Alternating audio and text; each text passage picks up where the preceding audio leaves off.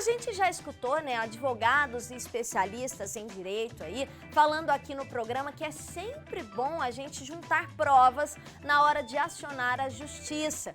Mas afinal, quais são os tipos de provas, né, que podem ser admitidas em um processo judicial, né, quando o processo é trabalhista, hein? Você aí de casa, você sabe? Esse é um assunto que gera muitas dúvidas e por isso nós vamos conversar com o advogado Aloísio Costa Júnior, ele que é especialista em direito do trabalho, a nossa conexão é pela internet. Bem-vindo ao Fala Minas, Aloísio. Obrigado, Lúcia, é um prazer falar com você e todas as pessoas que nos assistem. E olha, a gente sempre escuta, inclusive aqui no Fala Minas, né, os advogados falando, olha, quanto mais provas, né, registros vocês fizerem, né, para dar andamento no processo, para ter ganho de causa, melhor.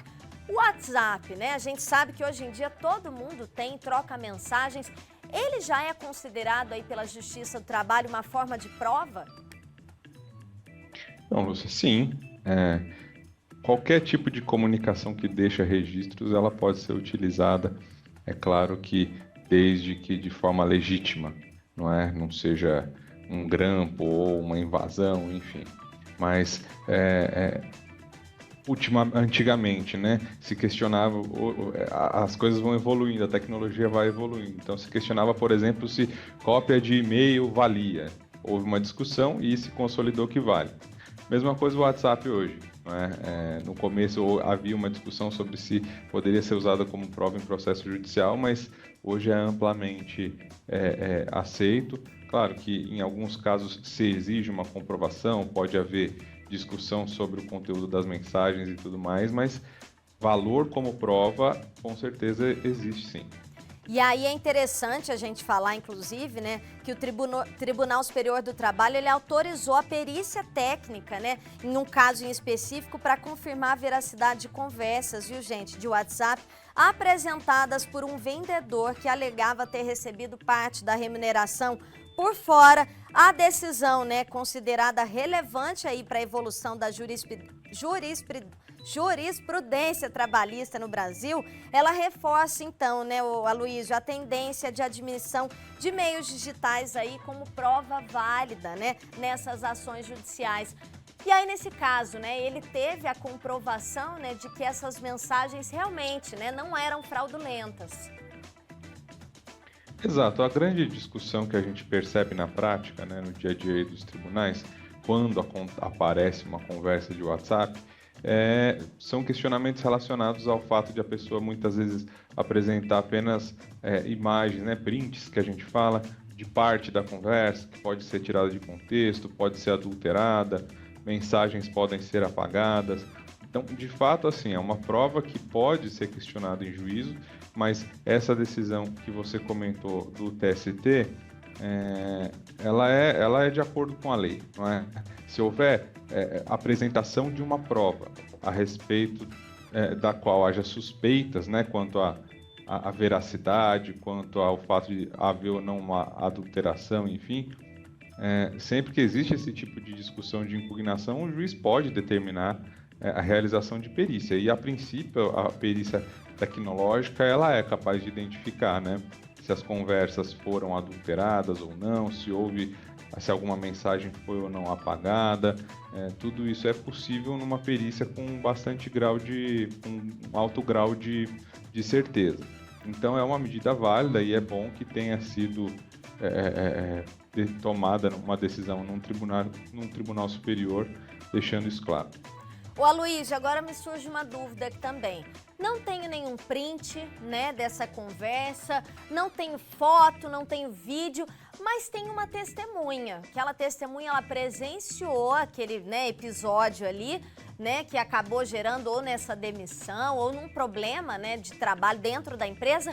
Eu posso, né, falar para a justiça, olha, eu não tenho prova física, mas eu tenho uma testemunha ocular. Ela viu, ela ouviu, ela pode entrar também para esse processo?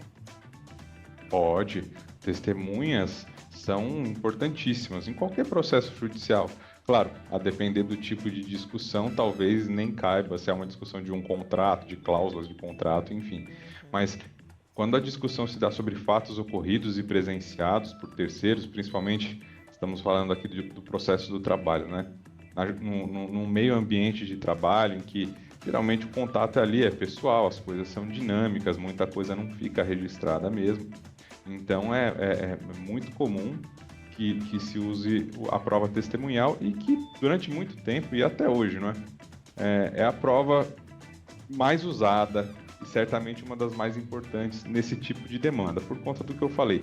No ambiente de trabalho as coisas estão acontecendo e muitas vezes o que causa problemas, né, o que gera demandas, são fatos ali que acontecem nesse tipo de local e o único jeito de se provar é com testemunha mesmo. Então, sem dúvida, é algo que pode e deve ser usado quando existir.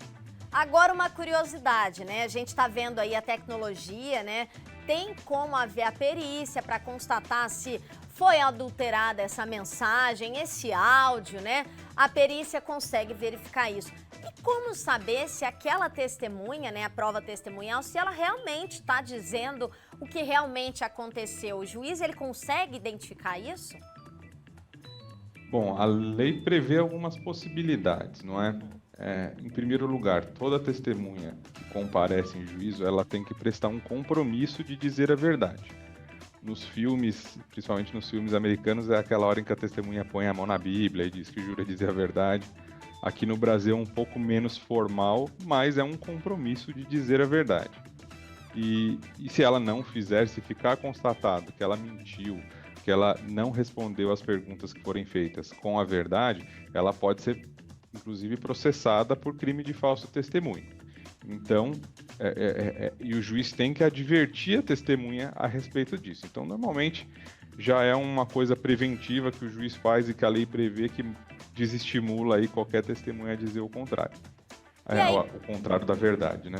Quais os outros? Claro, pode continuar. Não, só complementando. Agora, se o juiz constatar por outros elementos que a pessoa disse alguma coisa que não é verdadeira, outras testemunhas falaram o contrário, o juiz pode, por exemplo, fazer uma acariação, perguntar para as duas testemunhas, uma falou uma coisa, a outra falou outra coisa. Ou se constatar que ela não fala, o que ela fala não tem respaldo nos documentos que existem, enfim. São técnicas que o juiz pode aplicar para ou entender que o depoimento não é confiável, mesmo que não vá processar por falso testemunho, mas ele pode não considerar e dizer não tem tanto valor assim porque não parece crível, não parece fidedigno o depoimento, ou ele pode, como eu disse, fazer a cariação, enfim, tudo para extrair das testemunhas a verdade, mas só frisando, quem vai e mente, né, a testemunha que vai e mente ao juiz, em tese, comete crime de falso testemunho, por isso que a gente nunca recomenda para que ninguém faça nada que não seja dizer a verdade. Trabalhar sempre com a verdade, né? Ainda mais quando não é o caso, né? A pessoa não está envolvida, ela é uma testemunha, ela presenciou, viu alguma coisa, ela não pode mentir, porque aí senão o problema vai virar contra ela e aí a situação dela vai ficar ainda mais complicada, né? Olha, quais as outras provas, né, que esse trabalhador ele pode usar aí quando ele vai acionar a justiça? A gente já falou aí das provas, né, do WhatsApp, das conversas, até o próprio e-mail. Prova testemunhal, tem mais alguma outra? A lei ela não proíbe nenhum tipo de prova. Todas as provas legais e legítimas, moralmente legítimas, inclusive a lei fala em moralmente legítimas, podem ser usadas. O que a gente mais vê na prática, além da prova testemunhal e da prova documental, que a gente fala que é a apresentação de documentos no processo, né, nos autos do processo, acontece muito, como a gente já mencionou, perícia, pode ser uma perícia técnica, mas pode ser uma perícia médica para constatação de alguma doença, uma perícia de engenharia para constatar algum problema, estamos falando aqui, né, de ambiente de trabalho, insalubridade ou periculosidade, e outras que possam depender de algum conhecimento técnico que o juiz não tem, não é? E nem as partes.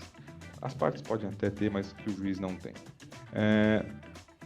O depoimento das próprias partes normalmente é tomado também no processo e é considerado como prova, principalmente se a parte admite algum fato que não é do seu interesse. É raro da gente ver, mas pode acontecer, por exemplo, a própria inspeção judicial, o juiz vai até o local de trabalho pessoalmente para constatar algum fato, não é? depoimentos por escrito de terceiros, enfim, pode variar bastante. Todas as provas, não existe uma hierarquia entre as provas, então o juiz vai considerar toda a prova em seu conjunto. Legal, Claro, quero agradecer aqui o Aloísio, né? Aloísio Costa Júnior, advogado. Vou convidar você para bater papo mais vezes com a gente, viu? Até uma próxima. Vai ser um prazer, Lúcia. Um abraço a todos. Uma boa tarde.